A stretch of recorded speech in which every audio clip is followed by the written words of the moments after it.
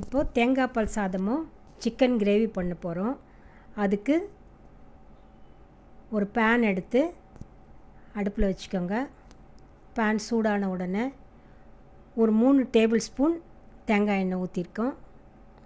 எண்ணெய் சூடாகட்டும். சூடான உடனே ஒரு 3 ஏலக்காய், 4 கிராம்பு, எண்ணெய் சூடாயிடுச்சு.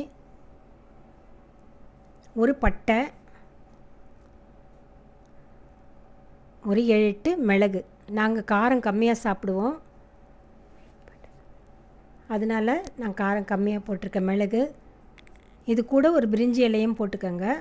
நான் மிளகு கம்மியாக போட்டிருக்கேன். உங்களுக்கு காரம் வேணும்னா நீங்கள் இன்னும் கூட கொஞ்சம் போட்டுக்கலாம். ஒரு கைப்பிடி அளவுக்கு பூண்டு, ஒரு 2 பச்சை மிளகா கீரி போட்டிருக்கேன். இது எல்லாமே நல்லா வதங்கட்டும், வதக்கி விட்டுக்கோங்க. இது வதங்கின உடனே 2 பெரிய வெங்காயம் கட் பண்ணி வச்சுருக்கோம், அதையும் அதில் போட்டு நல்லா வதக்கிக்கோங்க. இது வதங்கிறதுக்குள்ளே ஒரு தேங்காய் பால் எடுக்க போகிறோம் நம்ம. இது வதங்கட்டும். இது வதக்கிட்டே இருக்கும்போது தேங்காய் பால் எடுத்துக்கலாம். அரை முடி தேங்காய்க்கு 3 டம்ளர் தேங்காய் பால் எடுத்துக்கிறேன். இப்போ பாருங்கள், நல்லா அரைச்சிட்டு பால் எடுக்கிறோம். 3 டம்ளர் தேங்காய் பால். 2 டம்ளர் அரிசிக்கு 3 டம்ளர் தேங்காய் பால் பாஸ்மதி அரிசிக்கு. வெங்காயம் வதங்கின உடனே தேங்காய் பால் எடுத்து வச்சுருக்கிறத 3 கப்பு தேங்காய் பால் இதில் நம்ம ஊற்றிருக்கோம். 1 கப்பு பச்சை பட்டாணி போட்டிருக்கோம். இது நல்லா கலந்து விட்டுக்கோங்க. உப்பு பார்த்துக்கோங்க, உப்பு கரெக்டாக இருக்குதான்னு பார்த்துக்குங்க. இந்த தண்ணி லேசாக கொதிக்கட்டும். கொதித்த உடனே நம்ம 20 நிமிஷம் ஊற வச்சுருக்கோம் 2 கப்பு பாஸ்மதி அரிசி. இது போட்டு நல்லா கொஞ்சம் கிளறி விட்டுக்கோங்க.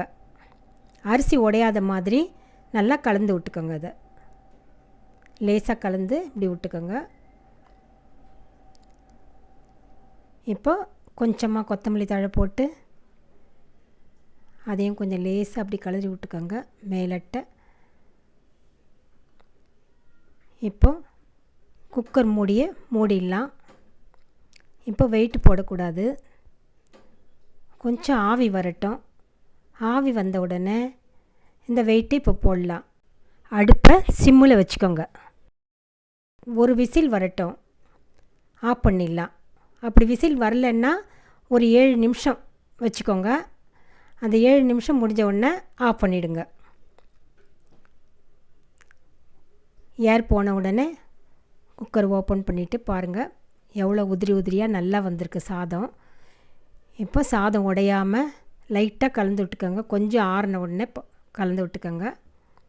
இதுக்கு சைட் டிஷ் நாங்கள் சிக்கன் லெக் பீஸ் எடுத்து கிரேவி பண்ணியிருக்கோம்.